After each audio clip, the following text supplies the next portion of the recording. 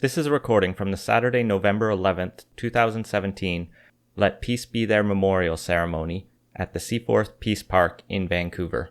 The event was co-hosted by Vancouver Peace Poppies and the BC Humanist Association. You can find more about Vancouver Peace Poppies at peacepoppies.ca and the BC Humanist Association at bchumanist.ca. Some of you will know this one. If you know the song, could you find somebody who doesn't know the song and go and stand beside them, please? Bright Morning Star. We were just singing this in the Legion. And it was a big hit, surprisingly. Bright morning star arising, bright morning star arising, bright morning star arising, days are breaking in this land. We stand up for our children, we'll stand up for our children, we'll stand up for our children. Days are breaking in this land. Nice. Aleppo children in our hearts, Aleppo children in our hearts, Aleppo children in our hearts. Days are breaking in this land. Let peace be their memorial, let peace be their memorial, let peace be their memorial. Days are breaking in this land. We'll welcome Syrian refugees, we welcome Syrian refugees, we welcome Syrian refugees. Days are breaking in this land. And we'll make this planet ours again, we'll make this planet ours again, we'll make this planet ours again. Days are breaking in this land. Say with me, bright morning star, bright morning star arising, bright morning star arising, bright morning star arising. Days are breaking in this land. Thank you. You know the tune here. This is a very old tune, John Brown's Body, the Battle Hymn of the Republic. And we have some words that are topical and relevant. And there's Fred Bass right in front of me, looking like a sunflower. They're embroiled in many wars, in genocide and ugly lives. They have to leave their country, leave their homes and leave their lives. They see the senseless evil and they've come to realize they're refugees today. Sing it with us. Come on over and live in Canada. Come on over and live in Canada. Come on over and live in Canada. You're welcome here today. Our Canada was not their home and not their native land, but we welcomed tourists from the continent. We open up our doors again and we're gonna lend a hand, help refugees today. Here we go. Come on over and live in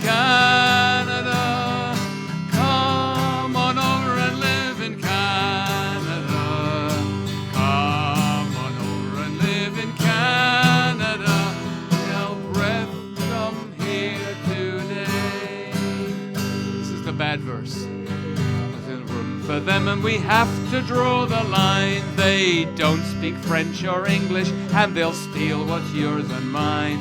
But let's stand tall and not build walls, and we'll all do mighty fine. Welcome them today. Come on over and live in Canada. Come on over and live in Canada. Come on over and live in Canada. You're welcome here today. They're fleeing from Syria and other tyrannies, and soon be so many more with the rising of the seas. Let's live in hope, not fear. Live as friends and family. Welcome them today. Last time, here we go. Come on over and live in Canada. Come on over and live in Canada. Come on over and live in Canada. You're welcome here today. Now, Teresa Gagne, who's the organizer of this event, is a small person, but she has a very large hook, and she's going to apply it to my neck and these people's neck in a short little while, and we'll start the official ceremony. Until she does that, we'll just carry on singing. Let's do a Wonderful World, because this is a song that for all time and all places, and it may be oversung, but there's a reason why it's oversung. It's because it's a good song. I see trees of green. Ready? Here we go. It's in the W section. It's alphabetical, so that makes it easy. Okay. I see trees of green, red roses too. I see them bloom for me and you, and I think to myself, what a wonderful world. I see skies of blue, clouds of white, bright blessed day, dark sacred night, and I think to myself, what a wonderful world. The colors of the rainbow so pretty in the sky, they're also on the faces of the people. You can't argue with this stuff. I see friends taking hands, saying, how do you do? They're really saying, I love you. I hear babies cry, I watch them grow. They'll learn much more than I'll ever know. And I think to myself, what a wonderful world. Yes, I think to myself, what a wonderful world.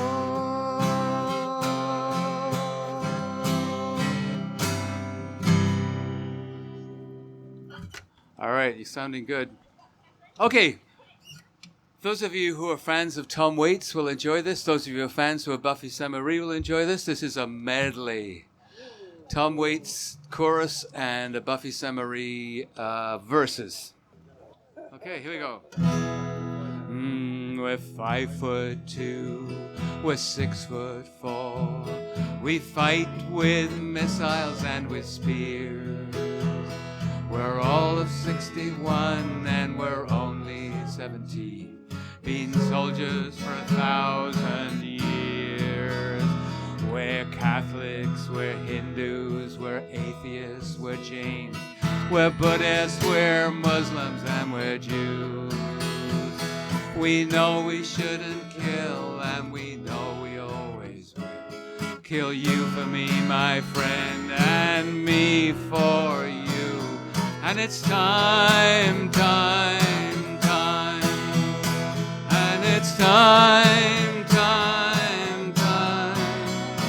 And it's time, time, time that we love. And it's time, time, time. We're fighting for Canada, we're fighting for Iran, and we're fighting for the USA. We're fighting for the Hezbollah and Israel, and we think we'll put an end to war this way. We're fighting for democracy, we're fighting for the cause, we're fighting for the good of all. We're the ones who must decide who's to live and who's to die, and we don't see the writing on the wall. And it's time, time, time. Sing it with us. It's time, time, time. And it's time, time, time that we love. And it's time, time, time. 'Cause without us, how would Hitler have condemned those at Dachau? Without us, Caesar would have stood alone. We're the ones who leave our bodies as weapons of the war. And without us, all this killing can go on. We're the universal soldiers on both sides of the war. Our orders come from far away no more. Here's a simple message. Come from us, you and me and friends, can't you see? This is not the way we put an end to war. And it's time, time, time. And it's time, time, time. And it's time, time, time that we love. And it's time, time, time. Is it time, time, time? I think it's time, time, time. I can feel that hook coming. Time, time, time. We gotta go. And it's time, time, time.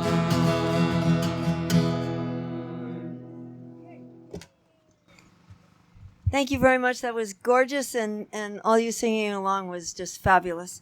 My name's Nan Gregory, and I'd like to welcome you to Let Peace Be There Memorial, a wreath-laying ceremony to acknowledge and highlight the overlooked and implicit victims of war.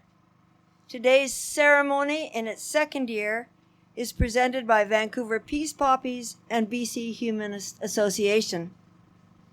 I'd like to begin this ceremony by acknowledging the Squamish, Musqueam, and Tsleil-Waututh nations upon whose traditional and unceded territory we now stand. We'd like to thank the City of Vancouver and Vancouver Parks for their assistance and their financial support in waiving the permit fees for this special ceremony. Yay, Vancouver Parks! Thank you very much. We're delighted to have Commissioners Catherine Evans and Stuart McKinnon of the Vancouver Parks Board here today. And I'd like to begin the ceremony by inviting them to lay a wreath on behalf of the Vancouver Parks Board and Recreation. Where are you? Oh, there you are with your beautiful wreath. Well, come and put your wreath where it belongs. Thank you very much. And now I'd like to invite representatives of our two host groups to say a few words. And the first one is going to be Teresa Gagne. Teresa, I can't even see her. Are you ready to go? Okay, yes, she is. She's a founder of Vancouver Peace Poppies, and she will give our first address. Teresa, come. Well, thank you very much to everyone who's come out on what was looking like a not very promising day, but has improved considerably. to this, our second Remembrance Day ceremony to commemorate the civilians who are estimated to make up 90% of the victims of contemporary wars. So I'm just going to tell you a little bit about our organization, Vancouver Peace Poppies, which was founded about 10 years ago to make the white poppy, which we had been wearing for a few years, more widely available. And our reason for doing this was twofold. We'd been wearing white poppies for 6 or 7 years, and we'd found that people asked about them. People were interested. They were curious. And it seemed like a very good way to get people talking and thinking about the important issue of civilian victims of war, of what we choose to remember and why, and also about really resisting our societal acceptance of violence and war as the norm. It's in so many areas of our lives are seen as being battles with winners and losers, whether it's a sports game, we need to win the battle against cancer. There's a lot of violent war imagery that we've just has insinuated itself into our lives, and I think we need to really start thinking about that when we're really trying to move our society in a different direction. So we started distributing first handmade poppies and then importing the white poppies from Britain, from the Peace Pledge Union, which makes them and has been distributing them since the 1930s. In the early 1930s, not that long after the war that had been described as the war to end war, many women in Britain were becoming concerned. They could see that there was a military buildup and a new enthusiasm for military response, and that the lessons that they hoped had been learned from World War I had not, in fact, been learned. So they originally approached the British Legion, which had recently started distributing the red poppy, and asked them to change the center of the poppy to read Never Again instead of Hague Fund, which was the fund that they was raising money for. That request was turned down, and so they decided to create their own symbol, and they chose the white poppy as a pledge to peace that war may not happen again. And so that was a very serious thing, and it was taken very seriously. And the first year that the white poppy was distributed in Britain, I believe there was 100,000 people who wore them. So that was a very, very powerful movement, very strong feeling among everyday Britons that really they felt that the lesson that they hoped had been learned hadn't been learned, and they were concerned. So, as we know, it wasn't really successful. World War II came hard and fast, and it seems that in the hundreds of wars since then and the over 200 million people killed, that we really don't seem to have learned what I consider to be the basic reason to oppose war, which is that it doesn't work. It simply does not achieve, in almost all circumstances, the aims that it is claimed to be being fought for. It doesn't bring security. It doesn't bring democracy. It may sometimes bring some land to the victor. But really, it doesn't work, and we need to find other ways and to press our governments to find other ways to deal with the kind of national and international disputes that are going to always arise among human beings.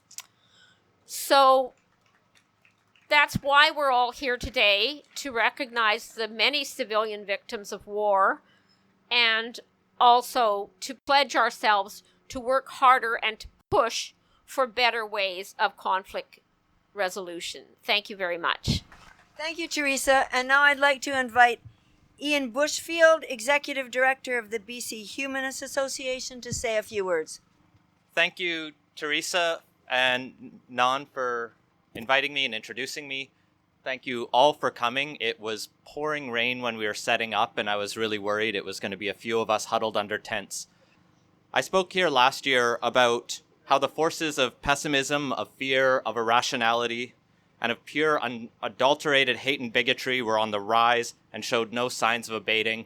You'll recall a year ago, we'd just come after the election of Donald Trump. We'd seen the vote for Brexit in the UK, and the world felt like it was going in a very dark direction. And it seems that fear, unfortunately, has mostly come to pass. We've seen extreme rhetoric between the leaders of the United States and North Korea, like we haven't seen in a generation or more. Eastern Europe is standing on a precipice between Russia and the Ukraine. Civil war and humanitarian crisis that's ongoing in Syria is not looking to end soon. Even if ISIS is defeated, there's still a litany of issues facing those peoples. And that's not to mention the countless other conflicts and insurgencies going on across the globe, costing countless lives. These tensions have even spilled over into actual violence here in North America, where we generally feel safe, as white supremacists and other extremists are holding open rallies, and we've seen lone gunmen murder people in mosques and in churches, and people are dying in the streets from gun violence across America, as well as people taking to their motor vehicles and their cars and turning them into weapons. Yet my goal isn't to come here today to just bring doom and gloom. I want to help us find reasons that we can continue to be optimistic and to believe that a better future is still possible. I want to see a future where those universal values that brought us all here today, compassion, peace, and justice, can help us drive to build a better world and to continue to struggle against those who would see society descend into chaos and fear. So the point of this ceremony today is to remind us to stop for a minute, to remember and reflect upon the importance of peace, and particularly in light of those forgotten victims of global conflicts. War always comes with a cost, and that cost is not just paid by the people who serve in the military, but by the innocents who should be free to live in peace, as most of us take for granted. So we take this moment here today, a day set aside for remembering those who've served in combat, to also remember those who've lost their lives and paid that price. And while some of those who served did not choose to, no civilian chooses to be involved in the conflict that cost them their life. As a humanist, I believe this is the one life we have, so to me, every life needlessly lost is a tragedy. And it's a tragedy each of us can understand, because every one of those lives is a lost potential. It's one less mind to discover something new about the world, it's one less smile to brighten someone's day, and it's one less person who can love and be loved. So again, I want to challenge each and every one of you to not let the importance of this day end with the memory of those losses. We must continue to struggle to achieve a more peaceful future where lives are not needlessly wasted. Geopolitics may feel bleaker than at any point, at least in my lifetime and probably in a generation, but we've still come far as a species, and we've seen glimpses of hope in this past year. So we can't let cynicism set back the path to peace, justice, and progress. We have to continue to defend the importances of fact, science, and evidence in understanding the world. We cannot let ignorance, clickbait or fake news, and fear drive us. The truth is often messy, complicated, and challenges us, but we've seen how fast a lie can spread around the world. Misinformation is the secret weapon of the authoritarians, and we must apply our skepticism to disarm them. We must continue to show compassion for the people regardless of where they were born, the gender they identify as, their religion, their color of their skin, who they're attracted to, or any other ultimately meaningless line that we've drawn between our common humanity. Finally, in our daily lives, we must challenge injustice and the systematic oppression wherever it occurs. Here in Canada, that means working towards reconciliation with Indigenous peoples, supporting efforts to combat sexism and racism, advocating to end transphobia and homophobia, and building a more accessible world in every aspect of our lives. As we continue through these dark days, we must hold on hope that this fight is not in vain. Thank you. Thank you, Ian. And now I'd like to invite Michael Averill to perform John Lennon's song Imagine.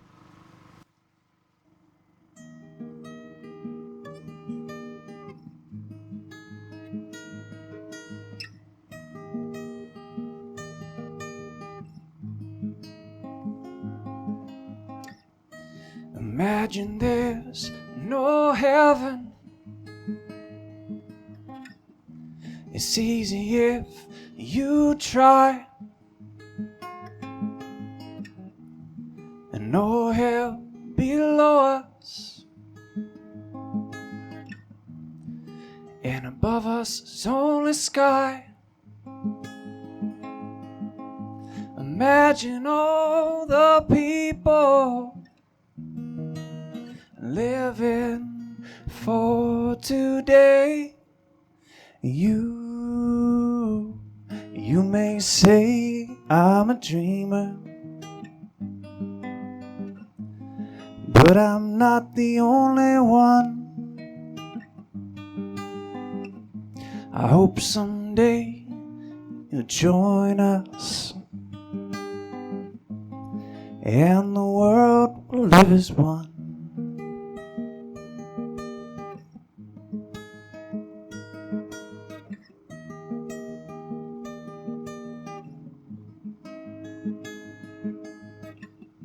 Imagine there's no country. It isn't hard to do. No, nothing to kill or die for, and no religion too. Imagine all the people living life for peace. You may say I'm a dreamer,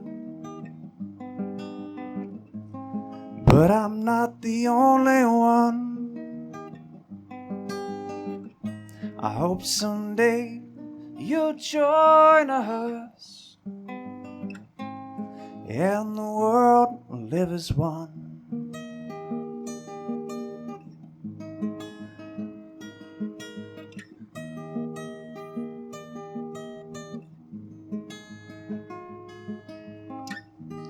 Imagine no possessions. I wonder if you can. No need for greed or hunger, just family for woman and man. Imagine all the people sharing all the world. You may say I'm a dreamer, but I'm not the only one. No,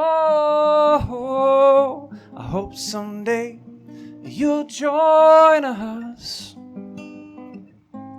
and the world will live as one.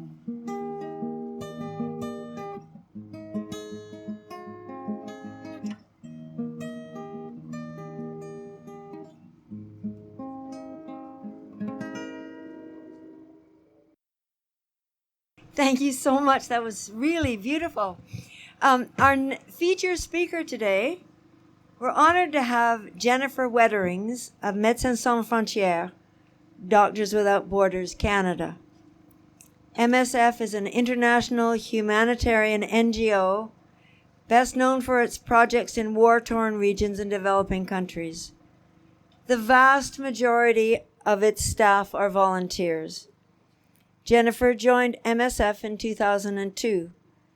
She's been on several missions as financial coordinator, program coordinator, administrative coordinator, logistics coordinator, and she's worked in Congo, Brazzaville, the Democratic Republic of Congo, and Burundi in missions which dealt with disease, malnutrition, active fighting, and sexual violence.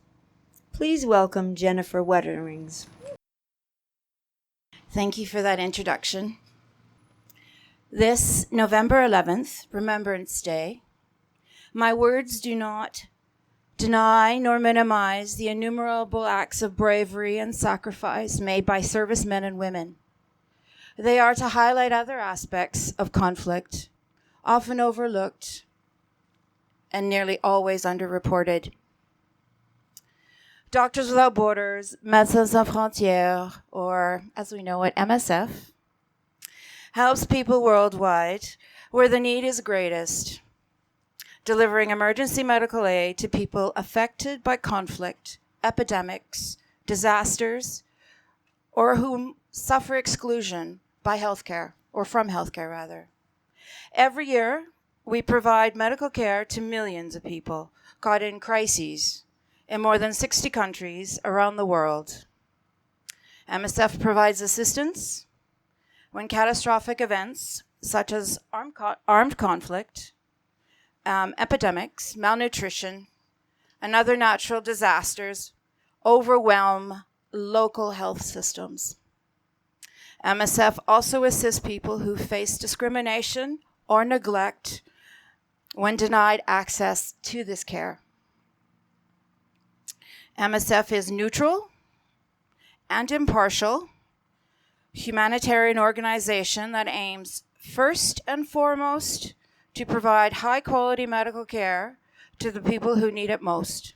It does not promote the agenda of any country, political party, or religious faith, and as such endeavors to communicate its history, background, and capabilities to all parties in a given situation, so that it may gain the necessary access to populations in need.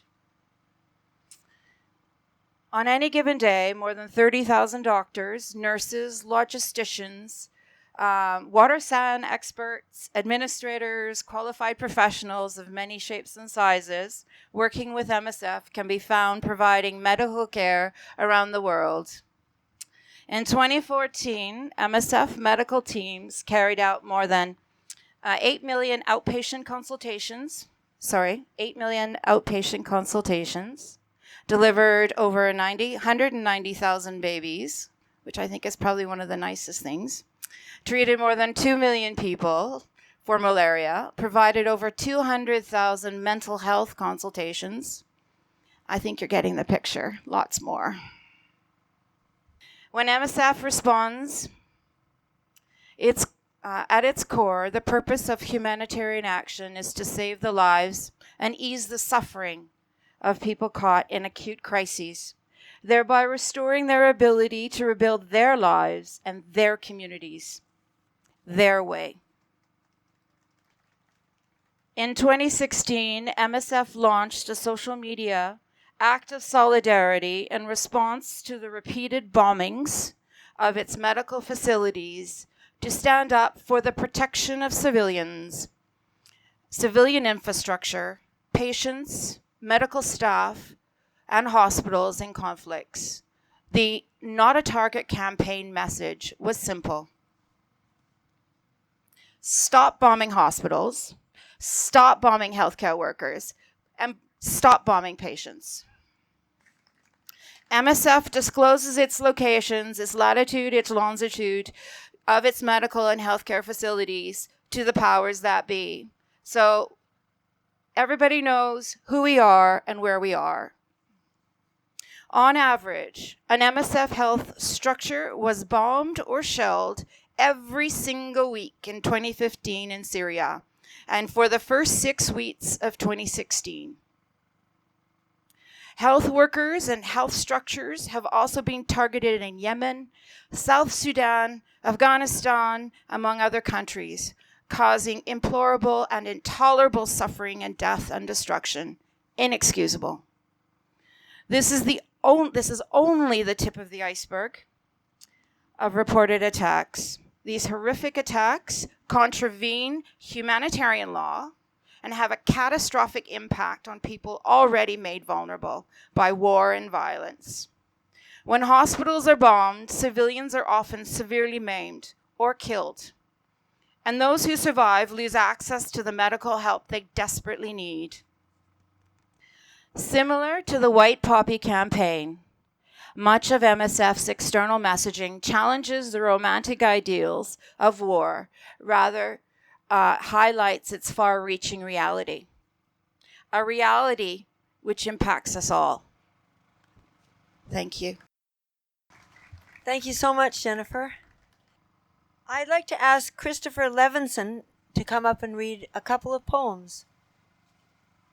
I'm going to first read a poem by Goran Simic, who was Bosnian and is now Canadian. He came as a refugee from Bosnia.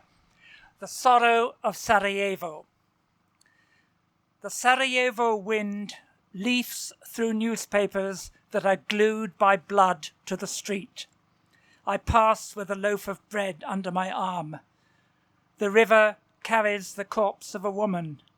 As I run across the bridge with my canisters of water, I notice her wristwatch still in place.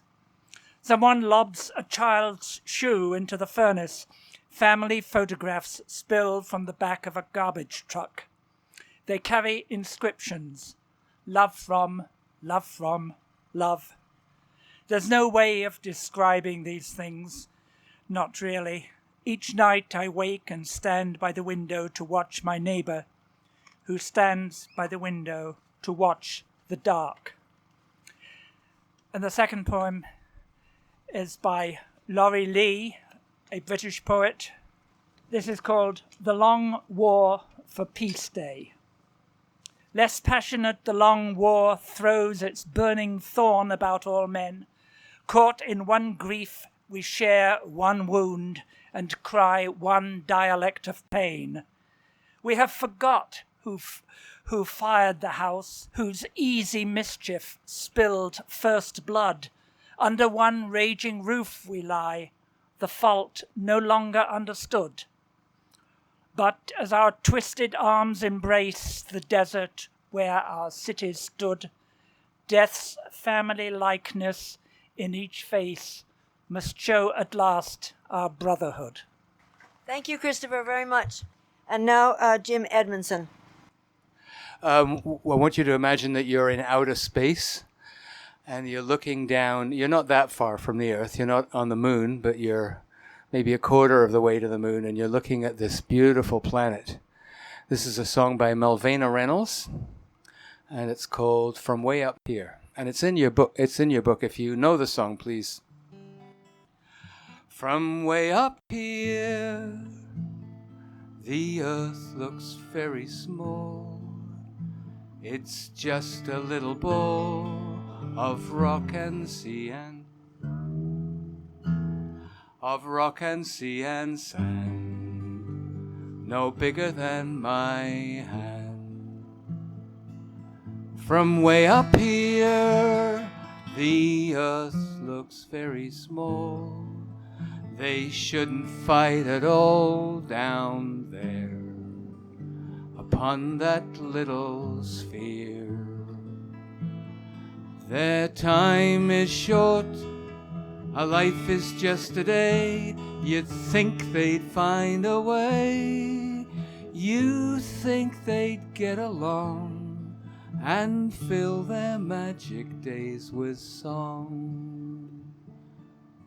La la la la la la la la. You know the tune. La la la la la la la la la la la.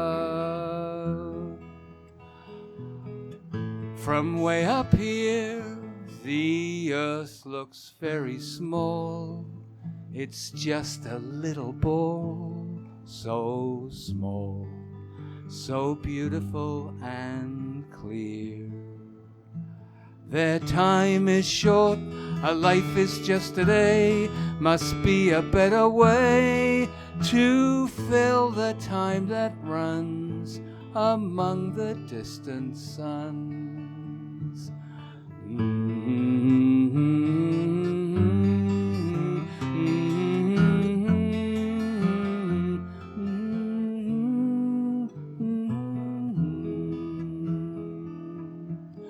from way up here. The earth looks very small, it's just a little ball, so small, so beautiful and clear.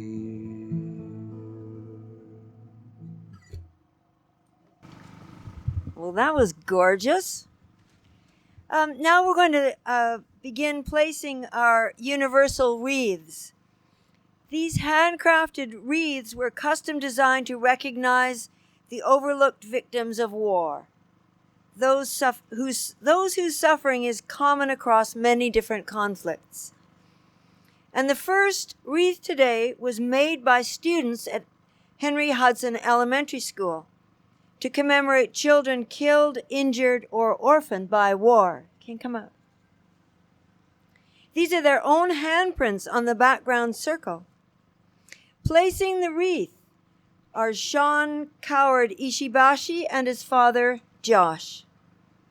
They're carrying on a family tradition.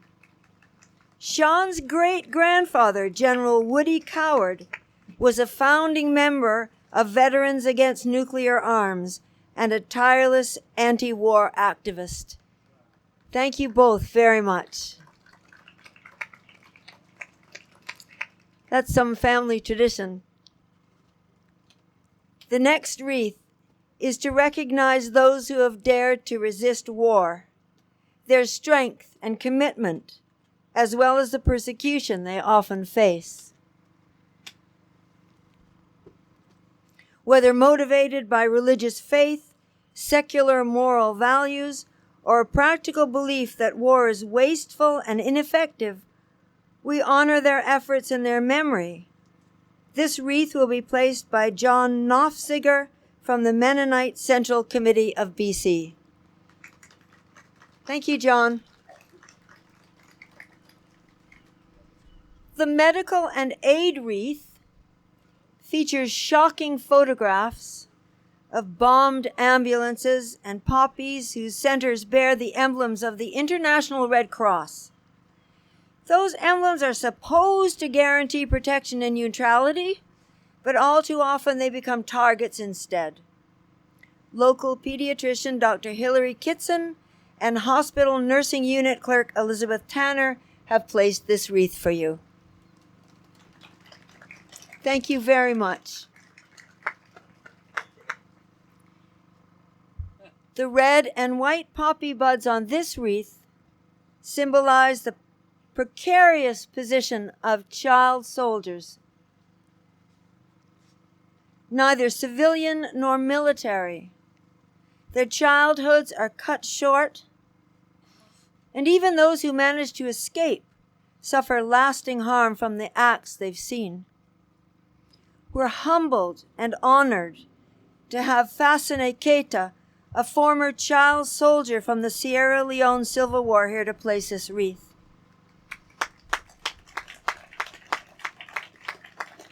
With his partner, Fasane started the Lost Innocent Foundation, whose mission is to build rehabilitation centers that can provide education, skills training, and therapy to former child soldiers and raise funds to build a center in Sierra Leone.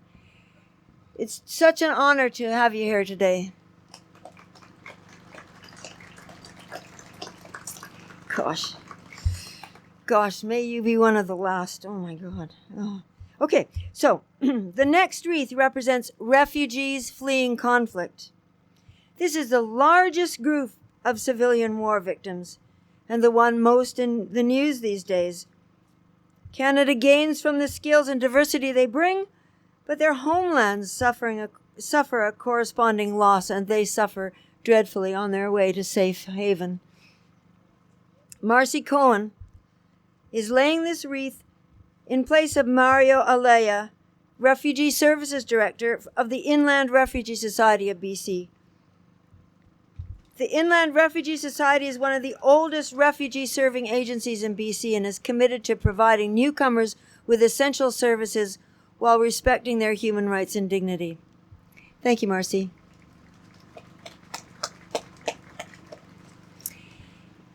The next wreath, with its blasted poppies and falling petals, represents the anguish of PTSD sufferers, civilian and military. We hear of PTSD's devastating effects on Canadian vets, but can only imagine the scope of untreated PTSD among civilian refugees and those living in war zones. Last year's wreath was laid by a veteran, and this year we are pleased to have, and I'm just going to have to wing it for the pronunciation of your name. I'm so sad. I'm guessing Gita Chud. Thank you very much. The board chair of Pacific Immigrant Resources Society, and Dr. Amia Wilbur, their program manager.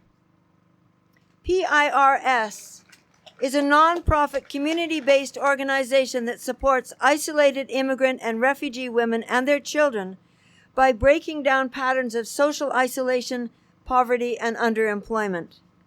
Their community English language classes use a trauma-informed approach to create a safe space for women to learn, supporting them in their roles as mother and community member. Thank you so much for all the good work you do. The next wreath is dedicated to women raped and victimized in wartime, a crime as old and terrible as war itself. Its symbols recognize both women's strength and their vulnerability. Placing it today are Nikki, Katie, and Miley, all volunteers with Women Against Violence Against Women. WAVA operates a rape crisis center and works to end all forms of violence against women by challenging and changing the thinking, actions, and systems that contribute to it. Thank you very much. The next wreath mourns the lost potential of an estimated 50 million children whose education is disrupted by war.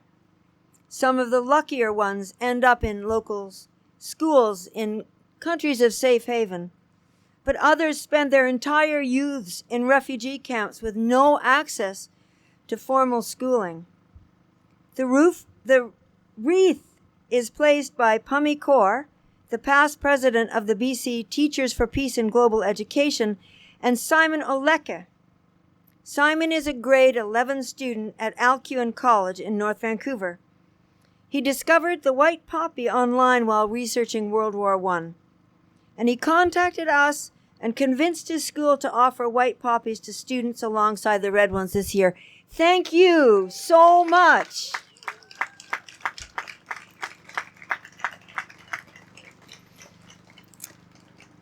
This oil-soaked wreath represents the environmental devastation caused by war.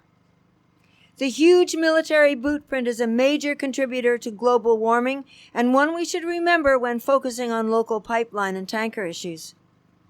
Neil Adams, chair of the Suzuki Elders, will place it on behalf of the David Suzuki Foundation. The foundation is a leading Canadian environmental nonprofit organization working with civilians, government, and business to conserve the environment and find solutions that will create a sustainable Canada through evidence-based research, public engagement, and policy work. Thank you for that. Good work. And this next wreath is for Indigenous victims of genocide and cultural destruction. Since first contact, Indigenous peoples worldwide have suffered under both overt and covert wars on their cultures and existence. These wars continue today. Our wreath of local red cedar is symbolically wound with invasive English ivy, a plant famous for its habit of suppressing and killing native vegetation. On the attached leaves are the names of some of the brutal tactics Indigenous peoples have faced. We're very honored today to have Eagle Eye August, hereditary chief of the Seashell First Nations, and a Canadian Forces veteran here to place it today. Thank you so much. Thank you so much.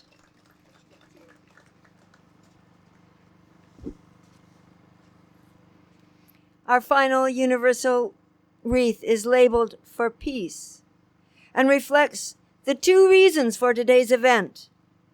We're here to mourn in what has been lost to war, where surely peace is a second casualty after truth. But we are also here to show our commitment to work for peace and a better world for all. This hopeful wreath with its colorful doves is placed by Marlene Legates, Noga Gale, and Barbara Taylor of the Canadian chapter of the Women's International League for Peace and Freedom. Since 1915, the Women's International League for Peace and Freedom has worked to bring together women of different political views and philosophical and religious backgrounds to study and make known the causes of war and work for a permanent peace. It's now an international NGO with national sections in 37 countries, an international secretariat based in Geneva, and a New York office focused on the work of the UN. And long may you work for peace. Thank you so much. And now if Jim Edmondson and Ruth Walmsley would be so good as to come up and sing their version of the Song of Peace in Finlandia, we'll be very grateful. So you've heard this song. You've heard this tune before. This is a lovely tune by a Finnish composer called Sibelius. These are not his words. He actually wrote it as an instrumental piece. These are my words. Or somebody else's words that I've changed. Let's put it that way.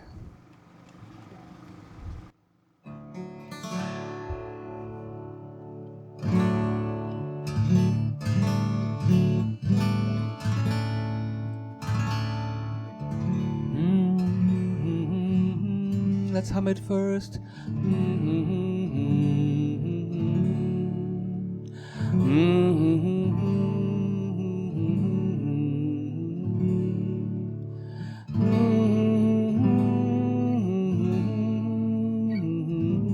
Recognize it.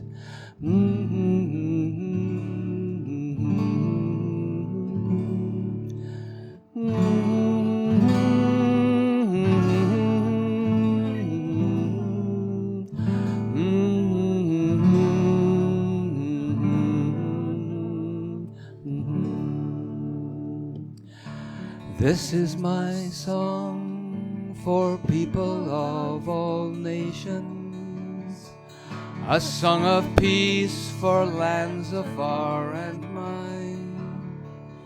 Here is my home, the country where my heart is. Here are my hopes, my dreams, my holy shrine. But other hearts in other lands are beating with hopes and dreams as fine and true as mine. My goal is that this will be an international anthem. We sing it around the world. My country's skies are bluer than the ocean, and sunlight beams on clover leaf and pine.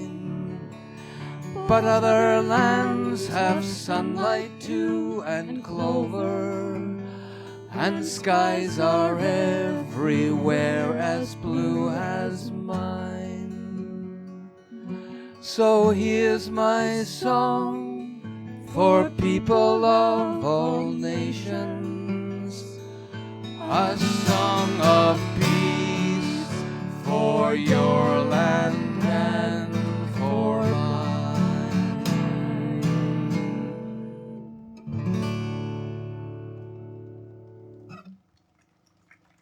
What a simple concept. Well, that was beautiful. I'm going to, if with your permission, I'm going to take it to my choir and see if we can sing those lovely words. That's gorgeous. So now we have some additional wreaths, because war is not just a universal but a particular tragedy. And this next section is an opportunity for local community groups to lay their own wreaths in memory of victims of specific wars or conflict events. We tried to be inclusive and reach out to as many different groups as possible, but many did not respond, and we couldn't always find a contact person. So to get the word out to every community, we need your help. If there's a group you think should be included, ask them to contact us or write your name in our guest book, and a volunteer will help contact the community groups next year. Oh, no, it doesn't say that. It says you can write your name in a guest book and volunteer to help contact community groups next year. Like this person who's picking up the plastic bag is caring, really and truly. Let's give her a hand. This is a gorgeous event. Just gorgeous. Yeah, my husband and I are going to go out and pin poppies next year. This is too great. Somebody said to me the other day, they should have more poppies or more places where the poppies are. And I said, do you know, who's making these poppies? So anyway, we're going to help you next year, and they could use some more help too. So our first wreath today will be placed by Satoko Oka Norimatsu, director of the Peace Philosophy Center. And it's dedicated to mourn and remember the victims of the colonial rule and aggressive wars perpetrated by the Empire of Japan, 1868 to 1945. The Peace Philosophy Center, a Vancouver-based peace education organization, engages the community, global and local, to create a peaceful and sustainable world. Thank you very, very much for your work in truth and education. Thank you. Our next wreath is from the Yemeni Canadian Society in Vancouver, for the memory of those killed in the ongoing conflict in Yemen. This wreath is placed by Asad Al-Jaboubi, the Yemeni Canadian Society. Is a non-profit organization established 2 years ago and registered last year, and it helps newcomers to settle in Canada. And thank you so much for coming and making that gorgeous wreath. On behalf of the group Vancouver Save Article 9, Hiroshima atomic bomb survivor Sachi Komura Rumel will now dedicate a wreath in memory of victims of the U.S. atomic bombing of Hiroshima and Nagasaki in August 1945. Vancouver Save Article 9 works to promote the spirit of Article 9, the War Renunciation Clause of Japan's post-World War II Constitution. Thank you very much. The next wreath is dedicated to the children of Palestine, and it's being laid by Dalal Kawas, representing the Canadian Palestine Association. The next wreath is for peace advocates everywhere who have stayed strong in the face of criticism, threats, and even death. And it's being placed by Peace Poppy wreath volunteer Lynn Armstrong. I'm sorry, Lynn. And the next wreath is for Afghanistan, from the Afghan Benevolent Association of BC and the local Afghan community.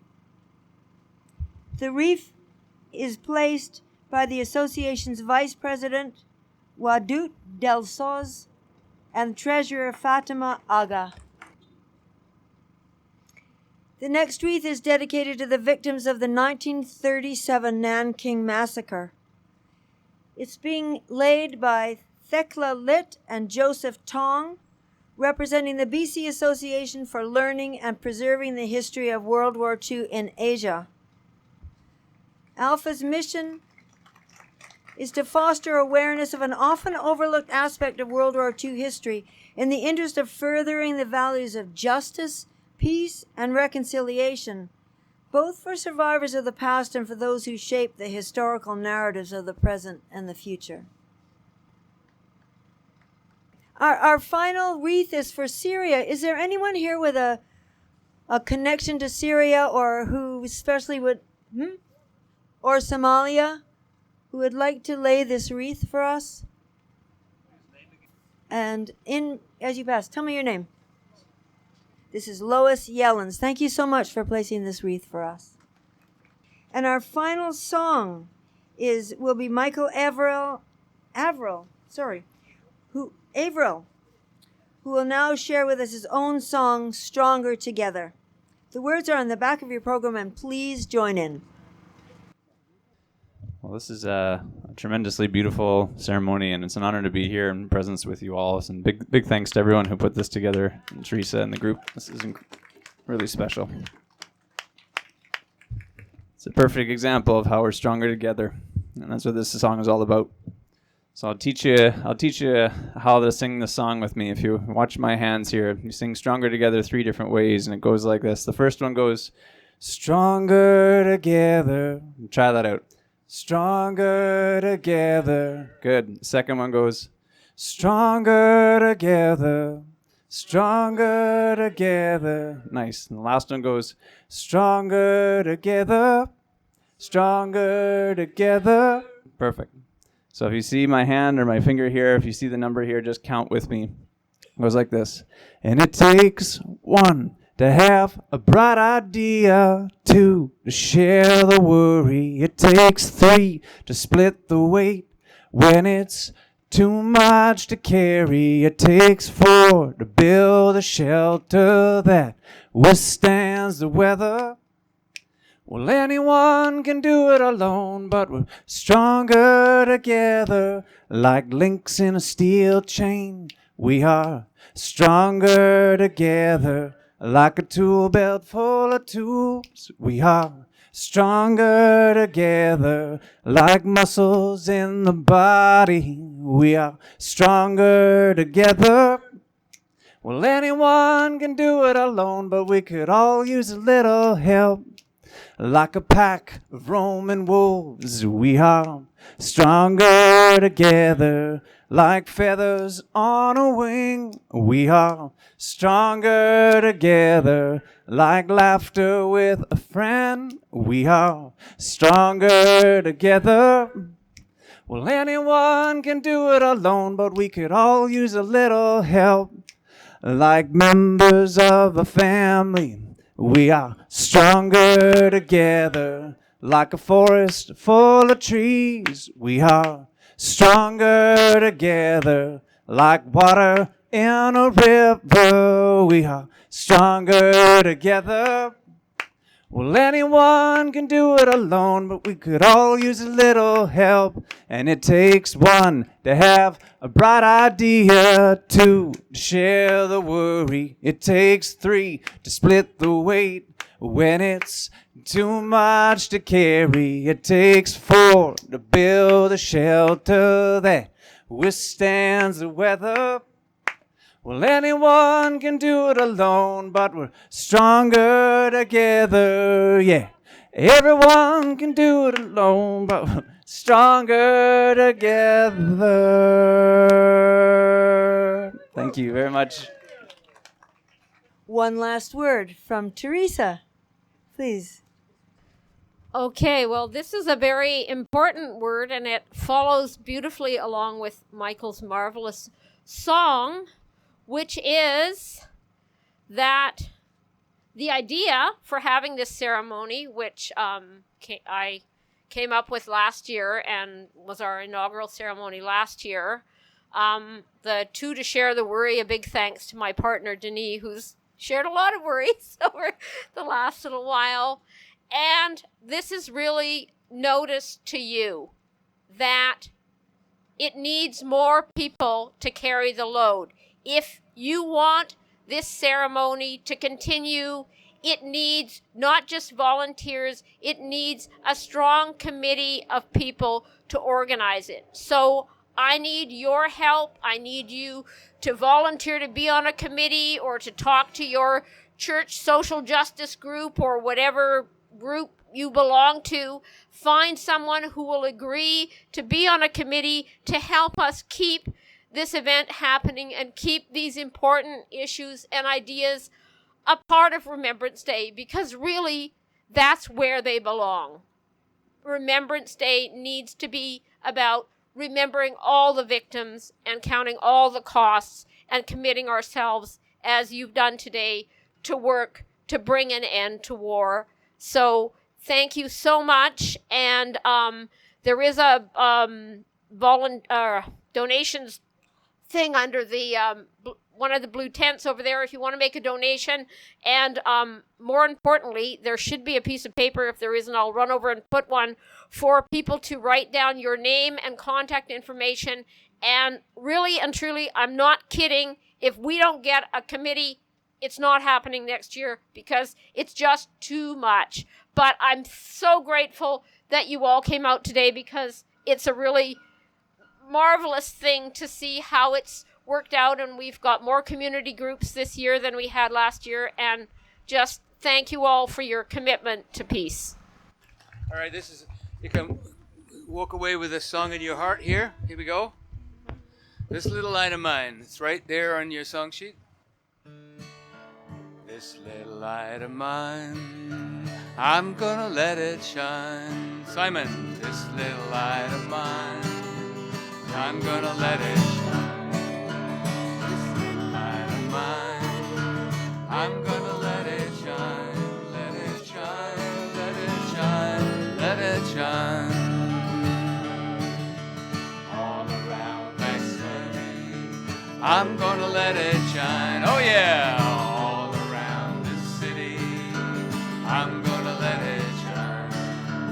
All around the city, I'm gonna let it shine, let it shine, let it shine, let it shine. The guy walking across the stage here with the bagpipes was out in his kayak a week and a half ago, going around the barge, the Kindamogan barge, in his kayak. Think about that concept. Wonderful sight. What do we got? From Vancouver to Syria, I'm gonna let it shine. From Vancouver to Syria, I'm gonna let it shine. Vancouver to Syria, I'm gonna let it shine, let it shine, let it shine, let it shine. Everywhere that I may go, I'm gonna let it shine. Everywhere that I may go, I'm gonna let it shine. Everywhere that I may go, I'm gonna let it shine. Let it shine, let it shine, let it shine. Ain't nobody gonna woof it out. I'm gonna let it shine. Oh, ain't nobody gonna woof it out. I'm gonna let it shine. Ain't nobody gonna woof it out. I'm gonna let it shine, let it shine, let it shine, let it shine. This little light of mine, here we go. This little light of mine, I'm gonna let it shine. This little light of mine, I'm gonna let it shine. This little